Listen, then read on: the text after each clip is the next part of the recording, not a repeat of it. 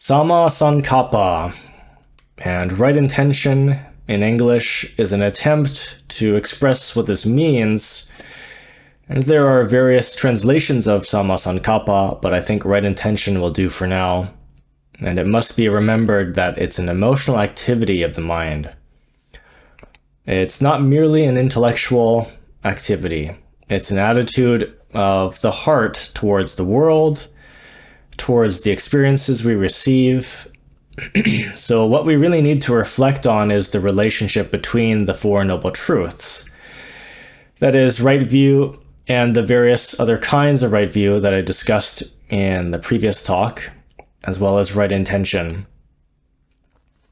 Now, at first, when I read about the Four Noble Truths, right view, what followed it is a right intention, but it was not obvious why these attitudes would follow from the Four Noble Truths, because the basic Four Noble Truths is there is suffering in the world. The cause of suffering is that everything is impermanent and that there is impermanence. In other words, anicca, dukkha, anatta, and it's your relationship to those, to these great cosmic aspects. So if you understand that, then why would you suddenly desist from ill will or harmful intentions, clinging, or greed? Why would that follow from that? Those negative emotions. So it's just a statement of facts about the world. The universe is, in the universe, everything is impermanent. Why would that radically alter your emotional attitude? So this is what we want to reflect on. Why does this right intention arrive and arise from right view? And so it will tell you about the nature of right view.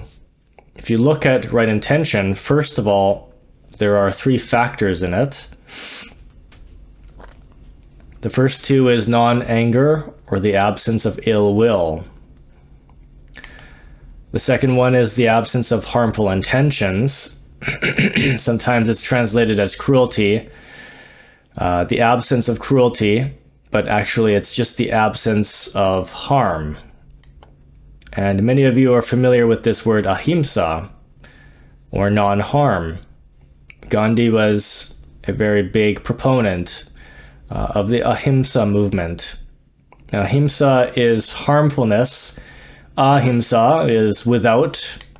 Ah means non or without. We translate it as non-harmfulness. And the third factor is nekkhamma, or renunciation. So we want to reflect on this, because if we could summarize these two, it would be non-greed and non-anger, or in the other order, non-hatred and non-greed, or non-desire.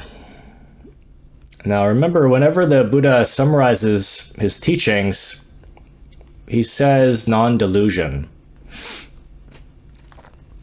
So the summary of it is greed, hatred, and delusion. These are the problems. The solution is non-greed. I like to say non-desire, and non-delusion, I usually say ignorance. Actually, you know what? I like the word delusion, so I'll go with that. There's non-anger or non-hatred, and then non-delusion. So the non of these, right? The antithesis of greed, hatred, delusion. The nons of these. In right intention, you have the two main factors, and they arise out of delusion or misunderstandings. So right view is all about right understanding, the overcoming of delusion, misunderstandings about the nature of reality. And it's, of course, important to not misunderstand mundane things either, ordinary life, because that's where so many of our everyday problems come from, quarrels, debates, arguments. But this is the root for both ill will, or just a hatred, and desire, or greed. No, so in right intention, suddenly it makes sense. Out of delusion arises desire and anger, hatred. And out of right understanding arises the opposite of those, non-desire and non-hatred. So let's take a look at the first two factors, non-anger and non-harm. Sometimes people translate non-anger as goodwill and consider them synonymous, but it doesn't actually say goodwill. The literal translation only says non-ill will or non-anger. So this is simply the absence of anger and ill will and the absence of harmful intentions. It doesn't say good intentions or compassionate action. It doesn't say it in the positive form. So I think there's a very important reason for this. It's not in the positive form because there are a number of positive, wholesome mental states that partake of non-ill will, non-anger, and non-violence or non-harmful intent, but are not necessarily positive intent. There is something called neutral intent, and in fact, this experience of equanimity and a number of other deep serenity practices are these neutral states. So ill will and the intent to harm is absolutely absent in those states, but they don't participate in goodwill or compassion. So they're not metta or karuna. Metta and karuna are loving kindness and compassion, and they fulfill right intention. They both have non-anger and non-violence or harmfulness in them. But right intention by itself doesn't need to include these emotions. Now, the third factor is renunciation or nekkhamma, and it is also necessary to be translated as, not necessarily translated as generosity. It is simply the absence of desire, or the absence of greed, the absence of craving, and so again,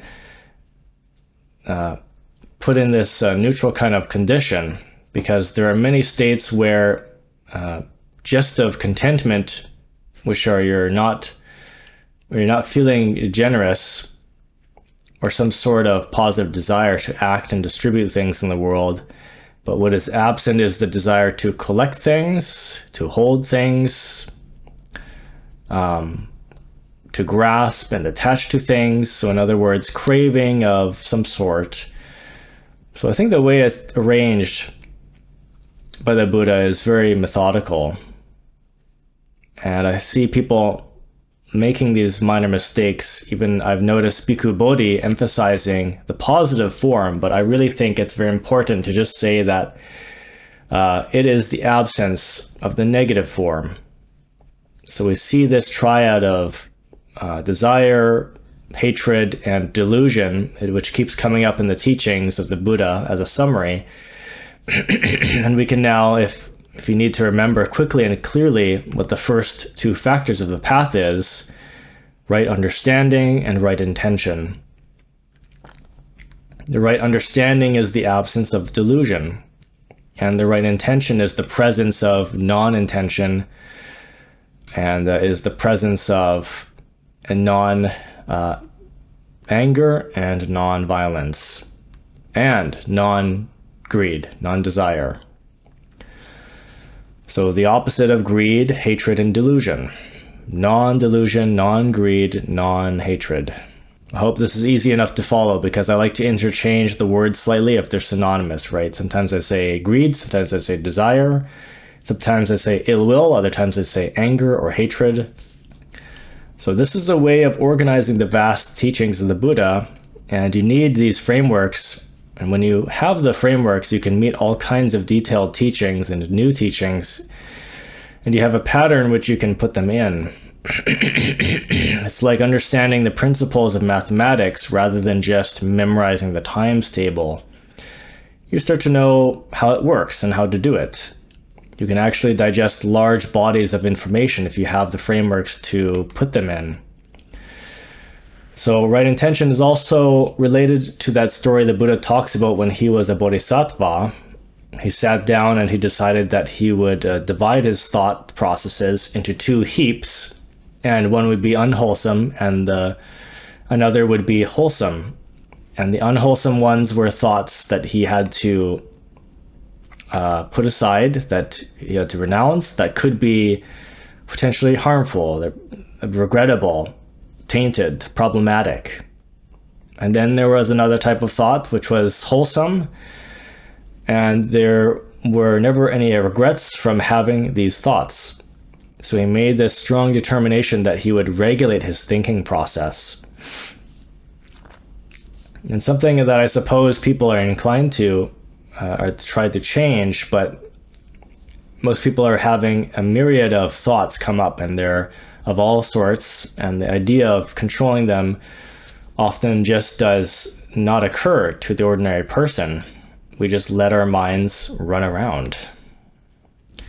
But it occurred to the Buddha to control his thinking, and that he would definitely not think certain thoughts, negative thoughts, of course, in particular, and that other thoughts, when they came up, would be welcomed and maintained and developed, like joy and kindness. So he gave it a whirl, and he said it worked. And so this was very, very good. And when I declined to think these unwholesome thoughts, when I dismissed them and replaced them, I found this very successful technique. So he says, so actually right intention is a form of meditation. It's a form of very high standards of mindfulness of the mind. So it actually fits very nicely under the third category of mindfulness, because mindfulness of the mind, chitta nupassana, and that is high awareness, whether one is angry or not, craving or not, deluded or not, expansive mentally or not, concentrated or not. So this is a form of mindfulness practice, and it's the second factor of the path, right intention. So we're actually incorporating this into the higher parts of the path. You'll see this basically come up in a little more expanded form under right effort as well. It's very, very closely connected with right effort. And what are the wrong efforts? There are two wrong efforts to be freed from, and there are two right efforts to be developed.